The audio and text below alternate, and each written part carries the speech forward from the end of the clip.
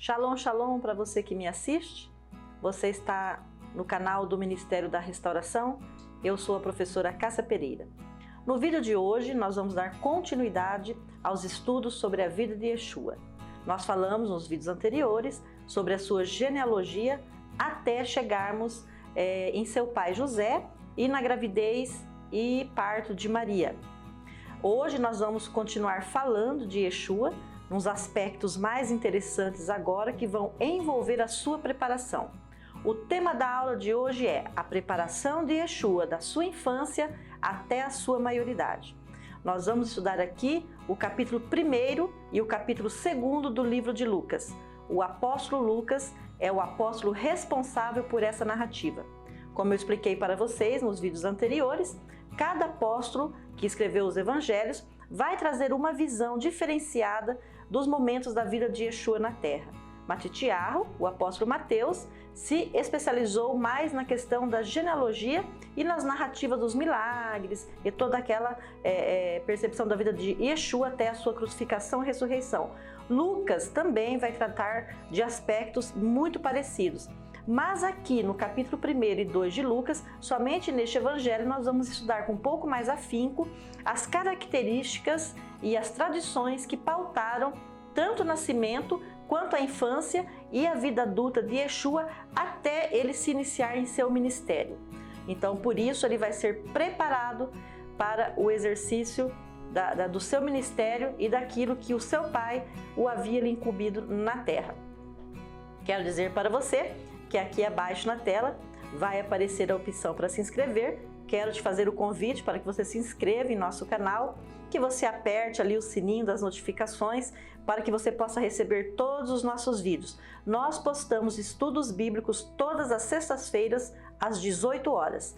Que você também já deixe o seu like para que o YouTube possa compreender que o estudo é relevante, que o tema é relevante e outras pessoas possam também ter acesso a esse estudo como você está tendo. Que você possa compartilhar com os teus amigos, com os teus parentes, com os teus alunos, para que uma grande maioria, para que se forme uma grande corrente e todos possam ter acesso aqui ao que a Bíblia tem para nos oferecer. Isso é o que eu quero deixar esclarecido para vocês e também dizer que na aula de hoje, aspectos como por que Jesus nasceu em Belém da Judéia? Por que ele não nasceu em Nazaré, onde os seus pais já estavam morando? Por que Jesus acabou nascendo dentro de uma estalagem? Por que acabou sendo colocado numa manjedoura? O que aconteceu com essa família? Por que saem de uma região da Galileia e vão para a Judéia? Qual o contexto político, social, histórico que estava acontecendo naquele momento, que deu uma reviravolta tão grande na vida de Maria e fez com que José e Maria passassem também por algumas atribulações em parte, no momento do nascimento de Jesus. E também vamos ver aqui grandes revelações da parte de Deus na hora desse nascimento, os acontecimentos proféticos, espirituais, que pautaram o nascimento dele. E também vamos tratar neste tema sobre as tradições judaicas que os seus pais cumpriram. Como eu disse nos vídeos anteriores, Jesus, quando nasceu, ele não era um bebê romano, ele não era um bebê grego, ele era um bebê judeu. Ele nasceu em Israel, ele nasceu um homem judeu e, como tal, todas as tradições judaicas que pautaram as características de casamento, de nascimento, tudo isso foi cumprido pelos seus pais, porque eles viviam dentro deste contexto social e geográfico. Vamos lá então para a nossa aula?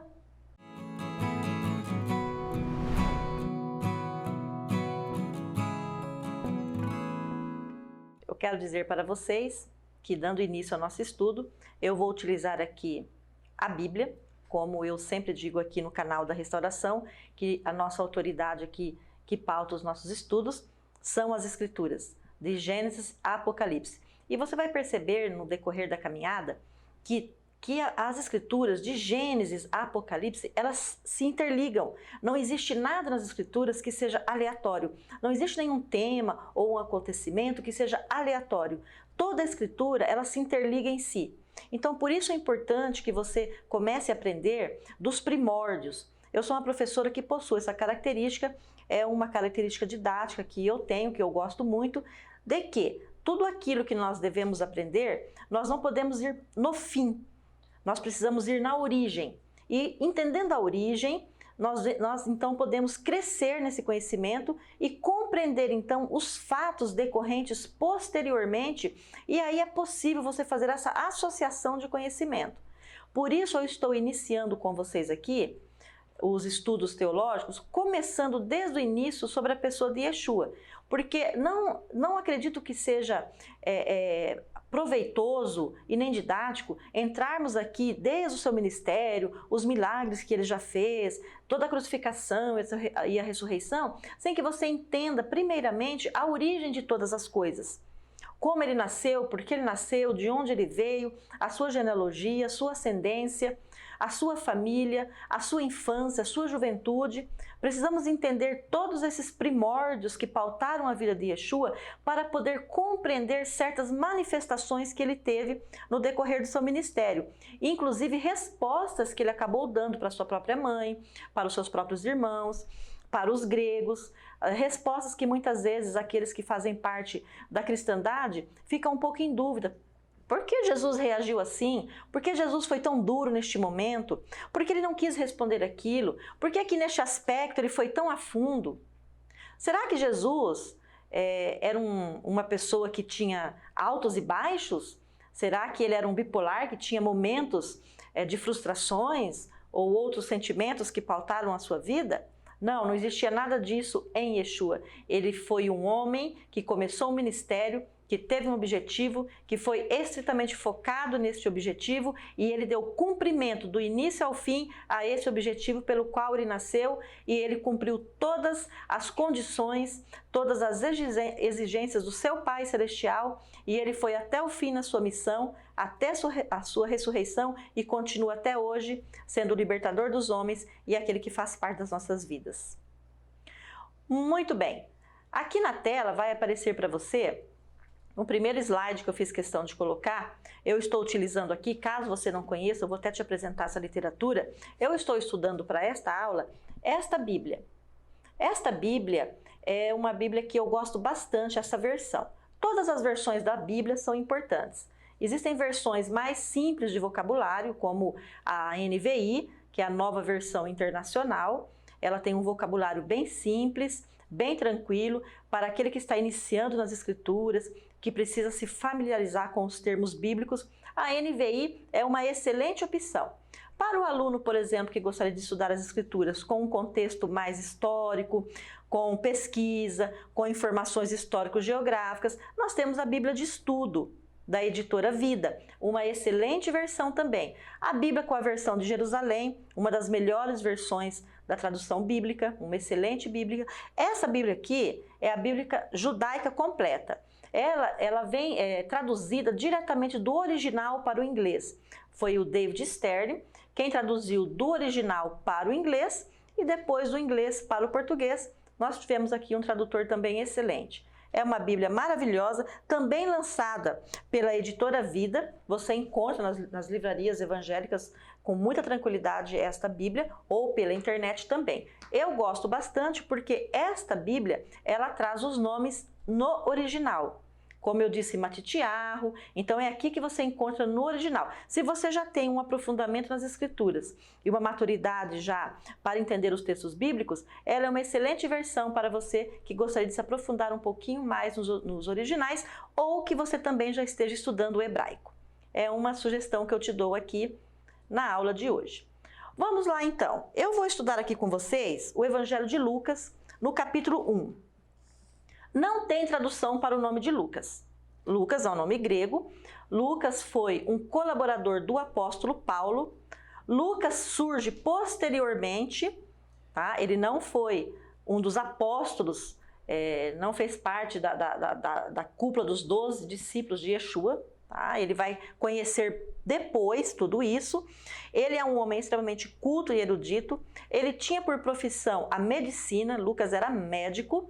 E aqui no capítulo 1, então, ele vai ter acesso à pessoa da história de Yeshua. Não conheceu Yeshua necessariamente, certo? Mas ele vai ser depois ensinado nas tradições, nos acontecimentos, com certeza aí ensinado por Paulo, e ele então vai fazer um levantamento a pedido de uma pessoa. Quero dizer para vocês que aqui no capítulo 1 do livro de Lucas, tá? Ele vai dizer assim, as boas novas sobre Yeshua, o Messias, contadas por Lucas. E ele faz então um direcionamento a uma pessoa. Eu vou ler com vocês essa parte 1 aqui, o capítulo 1, porque eu não disponibilizei esse texto no slide. Eu quero começar aqui com vocês então, lendo o primeiro capítulo, o capítulo 1 do livro de Lucas, porque este primeiro capítulo, do capítulo 1, do verso 1 até o verso 4, eu não disponibilizei no slide. Então eu vou fazer essa pequena abertura para te localizar no tempo e no espaço e para te explicar com quem Lucas estava conversando. Lucas, ele foi um colaborador de Paulo, ele vai escrever os relatos posteriormente aos acontecimentos. Lucas, ele era médico, era um homem erudito, e aqui, pelo que nós podemos perceber, ele se dirige a uma pessoa. Provavelmente essa pessoa pediu para que Lucas fizesse um relato, fizesse um relatório dos acontecimentos para que ele pudesse se inteirar com mais profundidade nesse conhecimento, nesse estudo, porque essa pessoa estava passando por um ensinamento.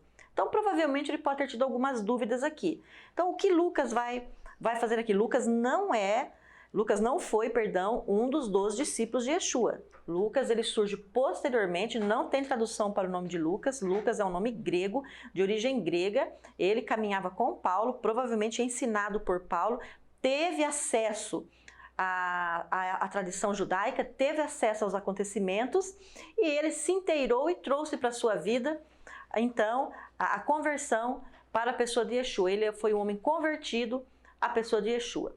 Então vamos lá na nossa leitura. Ele diz assim, querido Teófilo, muitos já se dedicaram a elaborar relatos dos fatos que se cumpriram entre nós.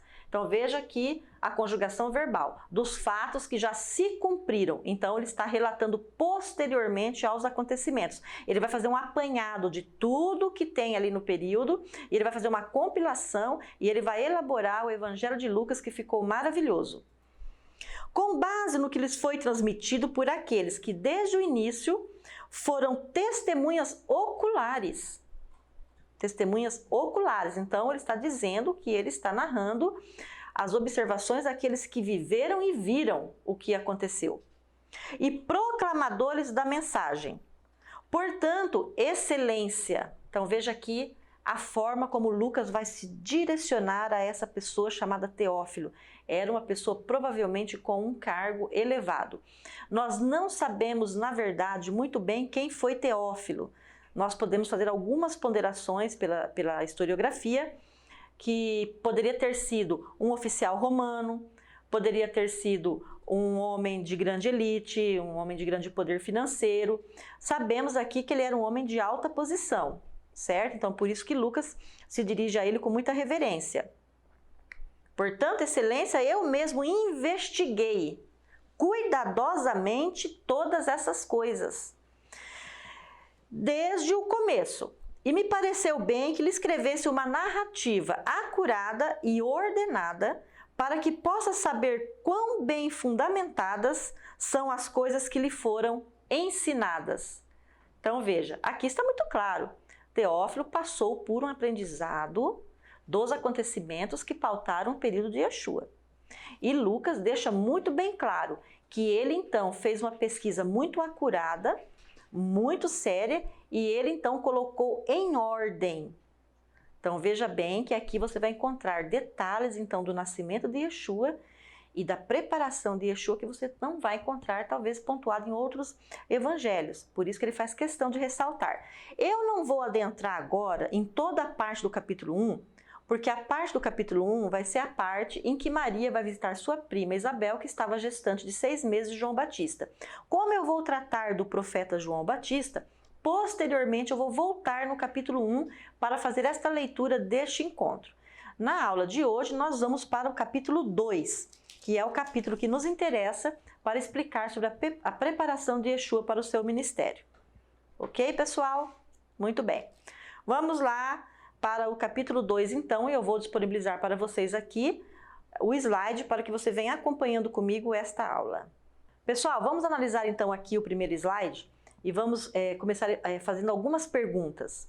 Se Iosef e Miriam, José e Maria, os pais de Yeshua, já estavam instalados na cidade de Nazaré, na região da Galileia, se eles já estavam casados, Maria já estava morando com seu esposo, se tudo isso já havia acontecido, por que os pais de Yeshua tiveram que se locomover da cidade de Nazaré, da região da Galileia, e se dirigir até Belém, que ficava na região da Judeia? Tá? Belém, conhecida na época como a cidade de Davi, né? Então eles tiveram que uma distância considerável, e naquela época eles usavam os burrinhos, né, para se locomover, então levava assim um certo tempo para chegar até nessa região. Ela já estava com uma gravidez bastante avançada, e nós vamos entender aqui os aspectos deste nascimento, porque até então, pela lógica, Jesus nasceria na cidade de Nazaré, mas isso não aconteceu. Jesus acabou nascendo na cidade de Belém. Tá? Vamos ver aqui, Lucas vai trazer um apontamento muito interessante. No capítulo 2, ele vai dizer assim, olha como é interessante este evangelho, porque ele vai localizar no tempo e no espaço, certo? Então, por volta daquele tempo, o imperador Augusto publicou a ordem de recensear todo o império. Ora, eu disse para vocês que a região da Palestina, ela estava debaixo do domínio do Império Romano. O imperador, então, naquele período, decidiu fazer um recenseamento para que ele pudesse ter uma noção da população. Ou seja, quantos homens, quantas mulheres, quantas crianças. E nesse período existia um governador muito poderoso, muito famoso, chamado Quirino, que era o governador da parte da região da Síria, certo? E ele localiza isso para que você possa se localizar no tempo, quando é que aconteceu isso, em que ano da história foi, certo? Então, era obrigatório todos os palestinos, todos aqueles habitantes da região ali do Oriente Médio, eles tiveram que fazer esse recenseamento, eles tiveram que fazer o censo. Então, Iosef teve que se deslocar para a cidade de Belém, na Judéia, porque era ali que estava ocorrendo o censo. Então, ele foi obrigado a se dirigir até lá, para que ele fosse, então, nomeado ali, ele e a sua família, para que o imperador pudesse ter esse conhecimento.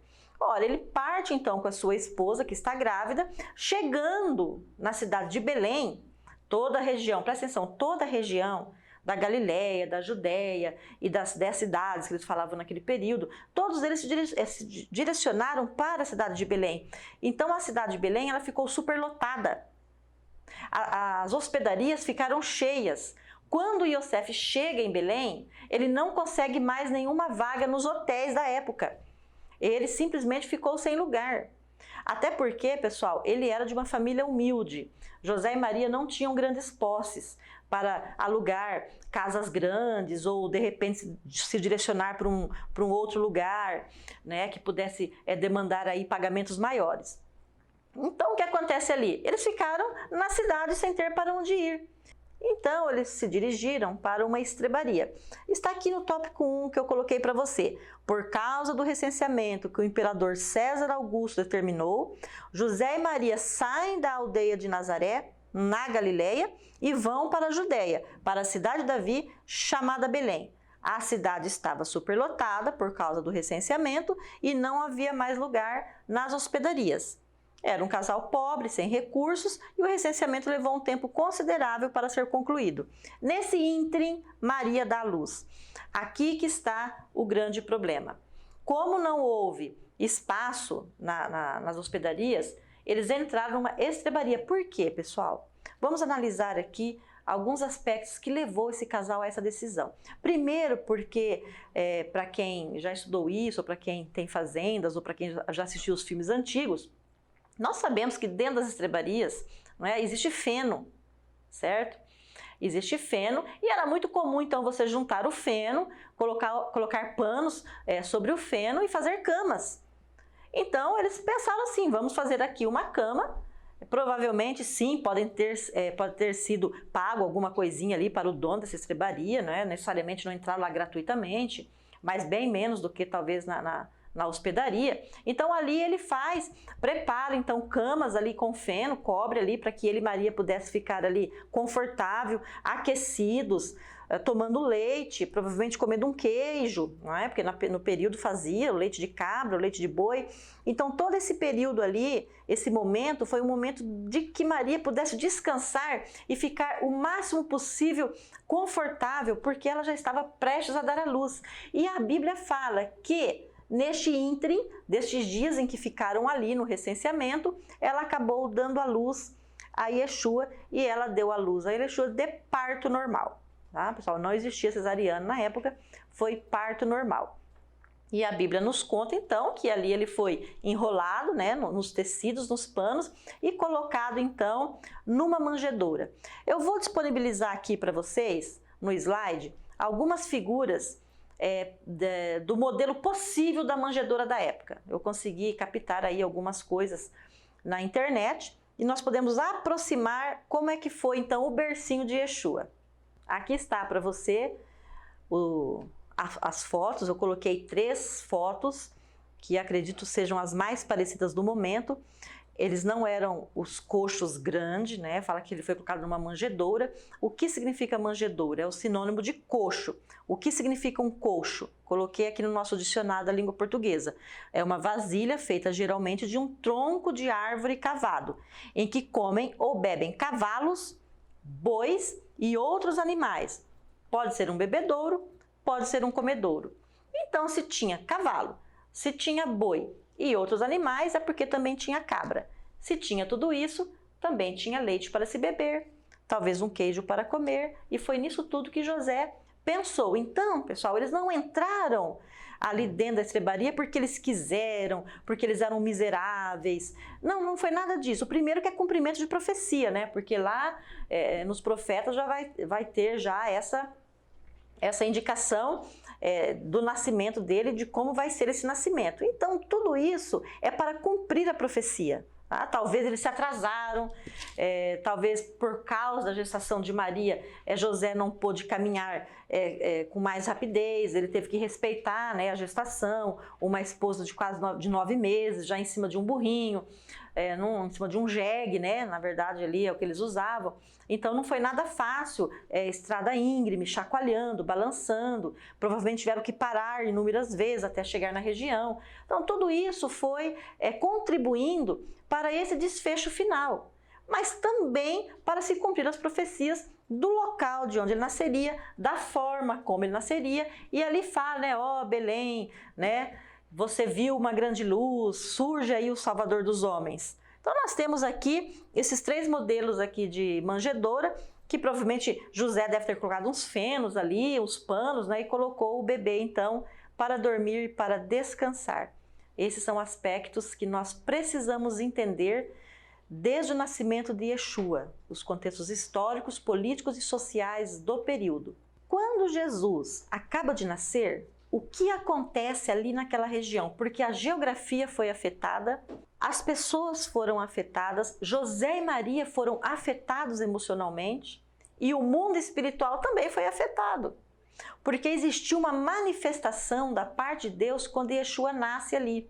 Eu coloquei para vocês aqui no item 6, está escrito assim, vou ler com vocês para ir explicando. Perto dali, pastores passavam a noite guardando os rebanhos, perto dali, na região ali da estrebaria, cuidando dos animais durante a madrugada, os animais pastando, né? Eles estavam ali varando a noite, cuidando ali do seu rebanho.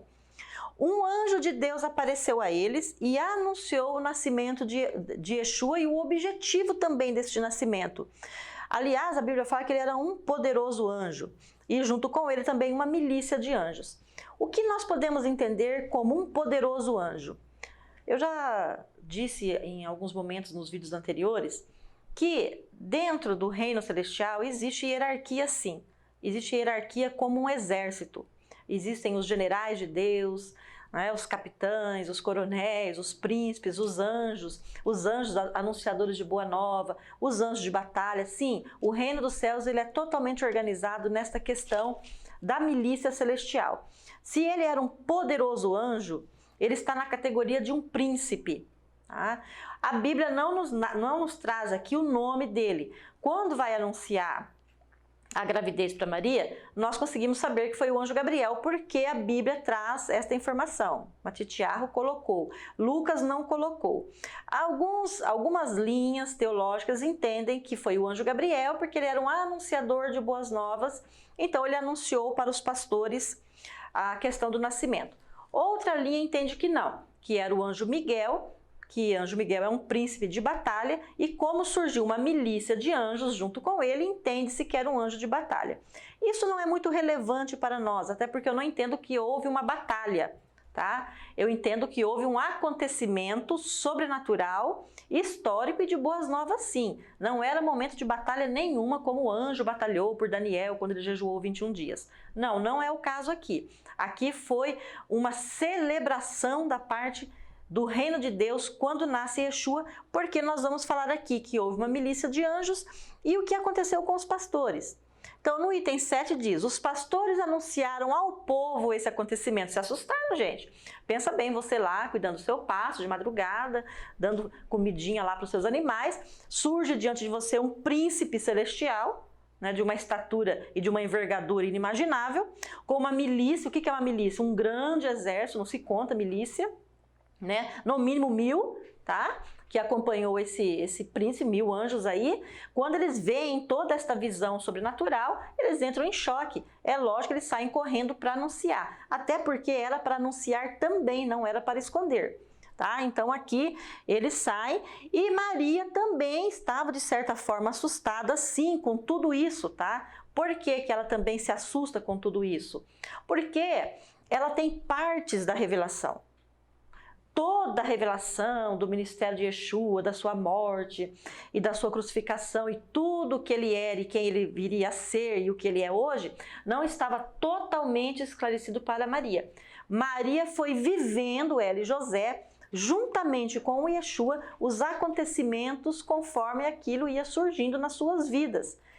A qualidade de Maria é que Maria via, observava tudo aquilo e a Bíblia diz então que ela guardava dentro do seu coração todas essas informações, porque ela estava na verdade montando um quebra-cabeça. Ela sabia que ela era parte fundamental numa responsabilidade para com este bebê. Evidentemente, gente, ela era mãe, era uma mulher, era um ser humano. O bebê nasce, ela vê o bebê como filho normal, uma mãe normal que amamentou, que cuidou, que teve todos os percalços que uma mãe de hoje, do século XXI, tem, como todas as outras mães sempre tiveram. Independente do sobrenatural e do que acontecia com a pessoa de Yeshua, Maria tinha o seu lado maternal. Tá? Então, por isso que ela também se surpreende com todos esses acontecimentos, sabe? Essas anunciações todas. Imagine nós lá no lugar dela, não é verdade? Então aqui fala que para ela então, que ele era seu filho, né, mesmo sabendo que existe algo da parte de Deus, ela procurou apenas ter cautela e ir tratando com um pouco mais de cuidado. No item 8, os pais de Yeshua vivem normalmente esses episódios no decorrer da infância de Jesus. Eles vão tocando as suas vidas, eles não ficam alienados, eles não ficam retrógrados, eles não ficam esquizofrênicos, eles não fazem nada diferente do que os pais da época estavam fazendo. Eles viveram as suas vidas normalmente e lidando com tudo o que acontecia conforme ia aparecendo para as suas vidas, tá certo? Aqui, o que nós vamos trabalhar aqui? Que neste período então que Jesus nasce, que vai ser o núcleo da nossa aula de hoje, do estudo, quando ele nasce em Belém, e ali houve o censo, Yosef então já, né, concretiza ali a sua nomeação, dá o nome da sua linhagem e tudo mais. O que acontece? Era hora de voltar para casa, não é verdade? Então pegaria o bebê, voltaria para casa. Mas isso não pôde acontecer antes de 40 dias. Durante 40 dias, eles ficaram ainda na região e só depois que eles voltam com o bebê para casa. E é aqui que nós vamos entrar no núcleo da aula, que já é o primeiro critério bíblico da preparação de Yeshua para o seu ministério. Vamos lá para o nosso próximo slide. Aqui neste terceiro slide, nós vamos fazer um lapso temporal. Antes de eu voltar ali, nos 40 dias em Belém, da Judéia, vamos voltar um pouquinho no tempo para explicar por que eles tiveram que ficar 40 dias. Por quê? Todo primogênito da sociedade judaica, quando nascia, ele devia ser apresentado ao templo. E existia também ali na lei mosaica alguns critérios das tradições judaicas que deveriam ser cumpridos à risca. José e Maria vão cumprir esses requisitos, porque eles eram judeus, pessoal, sempre batendo nessa tecla. Nós estamos falando de uma sociedade judaica, de um povo que vivia debaixo da lei de Moisés e que cumpriam todos os rituais e todas as tradições. Jesus também cumpriu tudo isso porque ele nasceu judeu. Viu, pessoal? Então isso deve ser respeitado. Nós não podemos matar a história, não podemos passar por cima disso, não podemos forçar a barra. Como eu disse no vídeo anterior, Jesus não usou roupa de seda, azul e vermelha, Jesus não tinha o cabelo loirinho, olhinho azul, Jesus era um homem rústico, da aldeia, ele era um homem que fabricava móveis junto com o pai dele, certo? Ele era um homem simples, rústico, forte, das pernas firmes, um homem que aguentou muita coisa, aguentou calor, fome, frio, viu? Não tinha aí romantismo na vida de Jesus nesse período não, pessoal, e muito menos na vida dos seus pais, tá? Então vamos voltar aqui agora para a tradição judaica. Nós vamos estudar aqui o capítulo 17 do livro de Gênesis. No livro de Gênesis, no capítulo 17, do verso 9 até o 14, eu vou ler com vocês aqui o que a lei mosaica diz sobre o primogênito. O que é o primogênito? O primeiro filho. Tinha as orientações para o primogênito que fosse homem e para o primeiro filho primogênito que nascesse mulher. O critério era o mesmo. A diferença é que para o filho homem existia um prazo. Quando era para a filha mulher, esse prazo dobrava. Certo? Então, se ela tivesse tido uma menina, ela teria que cumprir aí 80 dias da tradição judaica. Então, vamos aqui estudar, porque isso aqui é maravilhoso. Como eu disse para você, nós precisamos ir na origem, como um novelo de lã. Nós puxamos o fio da meada e vamos entendendo a cronologia do tempo, os acontecimentos no tempo e no espaço, todas as leis do passado e as atuais, para fazermos essa assimilação, essa exegese da vida de Yeshua. É muito legal esse estudo aqui. Vamos lá. No item 9 eu disse assim: e Yeshua foi circuncidado ao 8º dia, conforme prescrito em Gênesis, capítulo 17, do verso 9 ao 14. Segue a leitura. Deus disse a Abraão, o nome hebraico de Abraão, tá? Disse Deus a Abraão: quanto a você, guarde minha aliança. Você e seus descendentes depois de você, geração após geração. Entendem agora por que eu comecei com a genealogia? De que casa vem José, pai de Yeshua? Da descendência de Davi, não é? Davi vem de que descendência?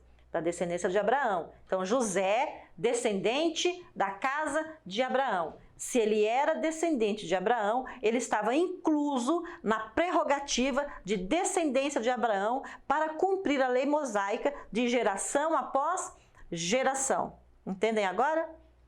Esta é a minha aliança, disse Deus, que vocês devem guardar entre mim e vocês. No contexto judaico, quando nós falamos assim, guardar, significa realizar. Significa não só observar a lei, mas praticar.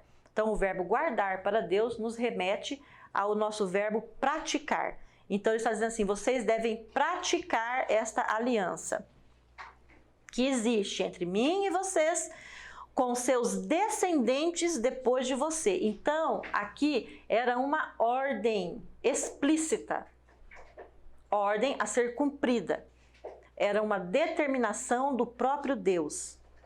E Deus teve motivos para exigir isso.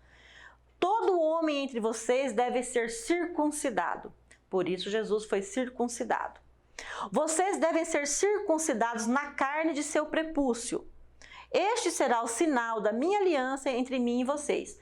Depois vocês podem vasculhar na internet a respeito da circuncisão, o que é o prepúcio do homem, como é feita a circuncisão, porque até hoje os muçulmanos fazem circuncisão, os judeus tradicionais também fazem circuncisão, certo? O pessoal ali daquela região ainda pratica esses atos. Você pode pesquisar depois na internet, traz bastante informação hoje, inclusive com a biologia e com a medicina, dá para entender perfeitamente como era praticado esse ato na criança.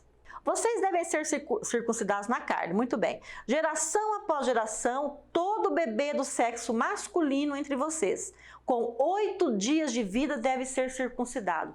Gente, Deus ele é tão perfeito que ele estabelece o prazo. Vocês sabem por que Deus estabeleceu o prazo de 8 dias? Por que não foi com 7 e por que não foi com 9? Porque hoje a medicina responde. Exatamente no 8º dia, ao praticar a circuncisão, o ato da circuncisão era indolor para a criança e não infeccionava. Por isso que Deus colocou este prazo, porque Deus é médico. Antes da ciência médica existir, antes de qualquer coisa existir, Deus já era. O que nós sabemos hoje, Deus já sabia. O que nós sabemos hoje, Deus ensinou, certo? Então, antes que alguém pudesse ensinar Deus, Deus já sabia. Então, ele estabeleceu 8 dias por causa desses critérios perfeitos da reação do corpo humano para o ato da circuncisão. Incluindo escravos nascidos em sua casa e os comprados dos estrangeiros. O homem, o pai, tinha que circuncidar não só o seu filho primogênito, mas também todo homem escravo, seja ele nascido ou seja ele já adulto, ele passaria pela circuncisão. Que não descendem de vocês. Assim minha aliança estará em sua carne como uma aliança eterna. Olha o convite que Deus está fazendo. Por que Deus determina que tanto o escravo ou o estrangeiro que estivesse morando na família ou que pertencesse aos bens daquela família, porque naquela época existia ainda essas questões, não é? Por que Deus estabelece isso? Porque Deus está incluindo tanto o escravo quanto o estrangeiro na sua aliança. Ele convida as pessoas de outras nacionalidades a fazerem parte da bênção deste Deus de Israel. Por isso que ele aconselha a fazer a circuncisão dessas pessoas também. Ele chama na aliança, porque os hebreus já estavam debaixo da aliança, depois os judeus já estavam debaixo da aliança, mas o estrangeiro não. Então a circuncisão era um ato de aliança para incluir na bênção do Eterno. Muito interessante isso daqui, tá? Todo homem que não for circuncidado ou não se deixar circuncidar, deverá deixar o povo, pois quebrou a minha aliança. Então Deus fazia um convite, olha, estou te convidando para fazer parte. Se você não quiser, tudo bem, não tem problema nenhum. Deus é um cavalheiro, Deus não impõe nada para ninguém. Deus deu o livre-arbítrio para o homem. Tá? Deus não deu o livre-arbítrio para os animais e nem o livre-arbítrio para os anjos e para os demônios no contexto do nosso livre-arbítrio. Se você quiser fazer parte da aliança, você pode fazer. Então, no nosso estudo, nós falamos a mesma coisa. Nós estudamos aqui a Bíblia. A Bíblia é para aquele que crê em Deus e no seu Filho. A Bíblia é a nossa regra de conduta. A aula de hoje é para você que crê no Filho de Deus e em Deus e na sua palavra. Se você não crê, nós te convidamos a participar para que você possa aprender e, quem sabe, tomar uma decisão também. Mas você tem livre-arbítrio, ok? Para dizer sim ou não para Deus. Muito bem. Nós vamos agora para o slide 4. Eu fiz essa ressalva para você entender por que é que José e Maria, né, José e Maria, precisaram ficar, então, na cidade de Belém para que esperasse o 8º dia de Yeshua para que ele fosse levado a fazer a sua circuncisão. Só que aqui nós temos mais uma regra ainda. Existia a regra judaica, a lei judaica para o bebê e para a mãe. Então Maria também estava debaixo de uma regra que deveria ser cumprida e isso deveria ser respeitado. Então nós vamos lá, a regra para o bebê é que no 8º dia fosse circuncidado e também que ele fosse apresentado ao templo mediante uma oferta de sacrifício e uma oferta de perdão de pecados, por causa também da questão da mãe. Vamos estudar agora o lado de Maria. Quais foram as exigências da lei judaica para a preparação de Maria após o parto? Vamos lá para o nosso próximo slide. Vamos lá então para o nosso item 10. Vamos fazer aqui uma análise da mãe, não é? O que ela teve que cumprir também para que ela pudesse ficar totalmente restaurada biologicamente e espiritualmente. Aqui nós falamos que o nascimento de Yeshua se dá por 2 etapas, a circuncisão e a apresentação no templo, que compete à parte da criança, tá? Mediante oferta de sacrifício, e também a purificação de Maria. O que se entendia de purificação da mãe oriunda do parto? Aqui agora nós vamos entrar no capítulo 12 do livro de Levítico. O livro de Levítico é um livro fantástico para se estudar. O livro de Levítico vai tratar das leis mosaicas, mas naquilo que se refere à santidade. A santidade, ao culto, ao sacerdócio, às regras alimentares, à purificação, certo? Porque existia ali, existe até hoje esse pensamento, que você tem que fazer a diferenciação do que é impureza e do que é pecado. A impureza é quando você fica contaminado por algo que é temporário e depois você pode ser restaurado. O pecado já é uma prática que se atenta contra as leis de Deus e recai sobre você uma consequência diferenciada. Então, por exemplo, se eu estou com um vírus ou com uma bactéria no meu corpo, o meu corpo ele está comprometido. O meu corpo ele está impuro, ou seja, algo contaminou o meu corpo. Algo afligiu o meu sangue, algo afligiu o meu estado normal, eu estou com febre, indisposto. Ora, quando eu sou medicado, então esse vírus ou essa bactéria, essa infecção vai ser combatida e o meu corpo ele volta ao seu estado original. Então é um momento em que eu estou impuro nesse sentido, eu estou contaminado, eu preciso ser limpo, eu preciso ser purificado. Certo? Por isso você vê até hoje nas regras alimentares, aí quem trabalha com nutrição, aconselha você a fazer jejum intermitente, aconselha você a purificar o seu corpo, a limpar o seu intestino, a comer certos alimentos para purificar o teu sangue. É disso que nós estamos falando aqui do capítulo 12 do livro de Levítico. Não existe nada aqui que seja pejorativo, degradante ou humilhante para a mulher. Eu estou contextualizando para você o que era o entendimento de impureza para aquele período. Por que que uma mulher, depois do parto, ela era considerada impura? É isso que nós vamos explicar aqui, certo? É uma questão de santidade para com o corpo dela. Ora, você vai descobrir também que porque as suas avós, as suas bisavós, a sua mãe dizia assim: olha, quando você der à luz, você precisa ficar de resguardo. Você precisa ficar 40 dias de dieta. Não era assim que as nossas mães falavam para nós? De onde você acha que vem essa tradição? De ficar 40 dias em dieta. Não podia limpar a casa, não podia arrastar peso, não podia fazer trabalhos domésticos, não podia comer certas coisas, era só uma canjinha, era só um suquinho, uma sopinha. Não era assim que nós éramos tratadas? Hoje as pessoas passam por cima de tantas coisas, não é verdade? Mas sempre foi dito assim para nós, 40 dias. Por que era ensinado isso para nós? Porque era o período que o nosso corpo necessitava para voltar ao seu normal.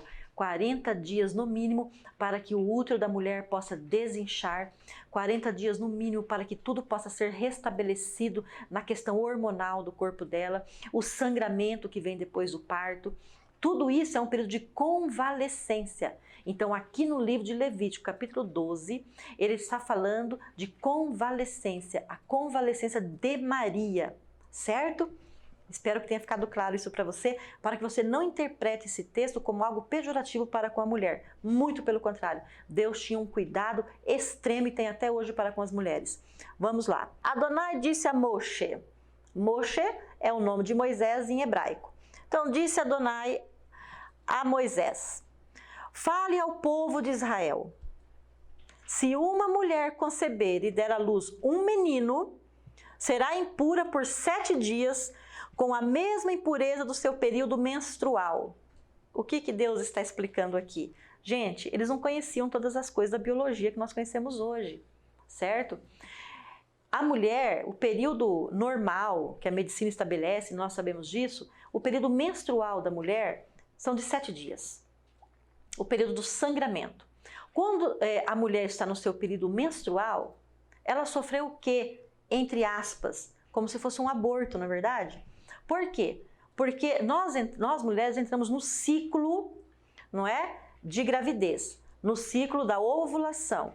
Então, quando uma mulher entra no período de ovulação, é o período em que a mulher está apta para poder conceber mediante as relações sexuais com o seu parceiro. Quando uma mulher não tem a relação sexual ou ela não consegue conceber, este óvulo ele morre. Né? Ele tem um período de vida no corpo da mulher e ele morre. E quando esse óvulo morre, ele é lançado fora do corpo da mulher. Toda aquela preparação que o útero teve, né, sanguínea, tudo aquilo que revestiu a parede uterina para poder receber essa concepção, tudo aquilo morreu. Tudo aquilo chegou ao fim, porque ela não concebeu, certo? Então ela entra no período menstrual porque isso está sendo tirado do seu corpo, está limpando o corpo dela. Então, ocorreu o que dentro do corpo da mulher? Ocorreu uma morte. Entre aspas, essa que é a verdade, como se fosse uma morte. Então, se teve derramamento de sangue, entende-se que teve a possibilidade de morte. Morte de quem? Do óvulo. Não morte do feto, a morte do óvulo. Mas houve morte de uma célula. Então, Deus chamava isso de impureza. Então, para limpar o corpo dela, deste período, né, que ela passou, dessas dores de cólicas que nós temos, toda essa sensibilidade que a mulher fica no período menstrual, Deus disse assim, por 7 dias, ela tem que esperar até ela se convalescer. Deus não permitia as relações sexuais no livro de Levítico durante o período menstrual da mulher.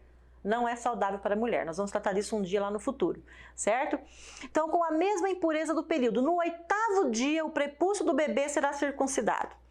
Ela esperará mais 33 dias para ser purificada do sangue. Olha aqui, gente, ela esperará mais 33 dias. Então, vamos somar aqui 33 mais 7.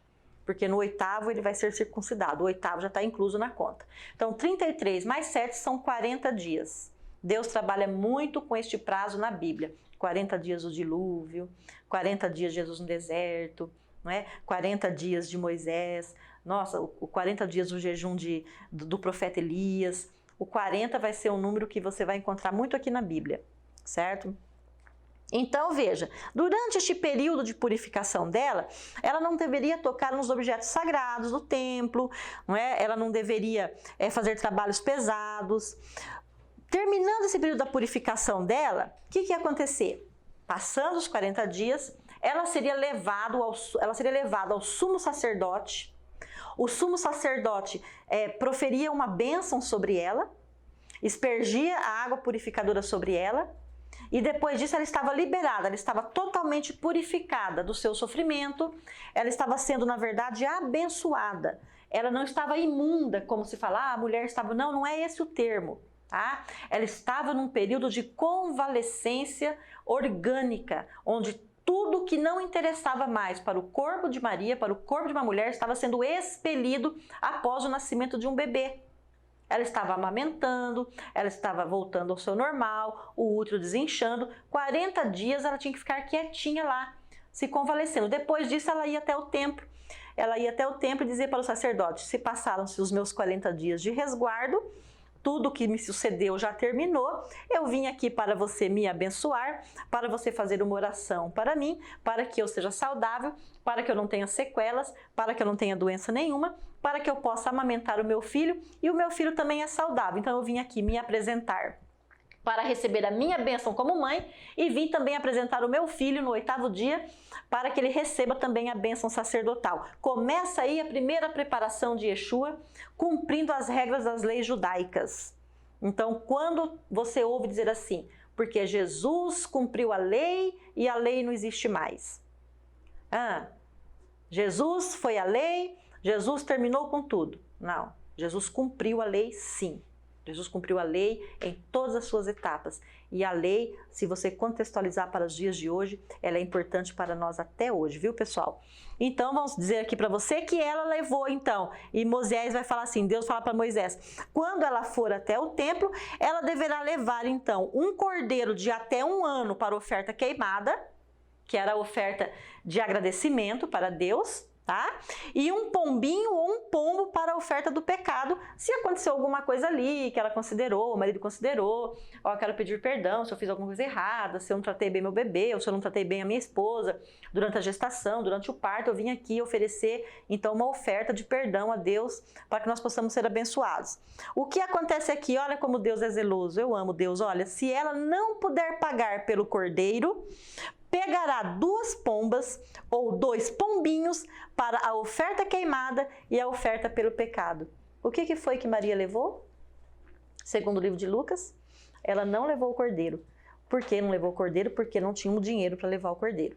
Então a escritura fala que ela levou exatamente, tá, o casal de pombinhos para ser oferecido no templo como oferta a Deus de pecado e como oferta de apresentação do nascimento do seu filho e da sua purificação. Deus é muito lindo. Veja bem, Ele trabalha com todas as classes, tá? Deus te dá prerrogativas para que você possa cumprir. Ora, existe muita diferença dos dias de hoje? Por exemplo, na religião cristã, seja na linha católica ou na linha protestante, e também em outras religiões isso acontece, não fazemos as mesmas coisas? Quando o nosso filho nasce, se você que faz parte da igreja, se você frequenta como membro, seja da igreja católica ou da igreja protestante, quando nasce um bebê, nós, os pais, não vamos lá, não levamos o nosso bebê para ser apresentado, os pastores, os padres, eles não fazem lá a celebração, não se leva o bebê para ser batizado lá na igreja católica, não se leva o filho para ser batizado lá na igreja protestante, não se convida a família para esse ritual. É a mesma coisa, só estamos contextualizando para o século 21. Ela pegou o seu filho e foi no templo. Nós também pegamos nossos filhos e vamos na igreja. Nós também damos as nossas ofertas, nós damos os nossos dízimos, nós colaboramos com as despesas da nossa igreja, nós participamos dos eventos da nossa igreja, eles também.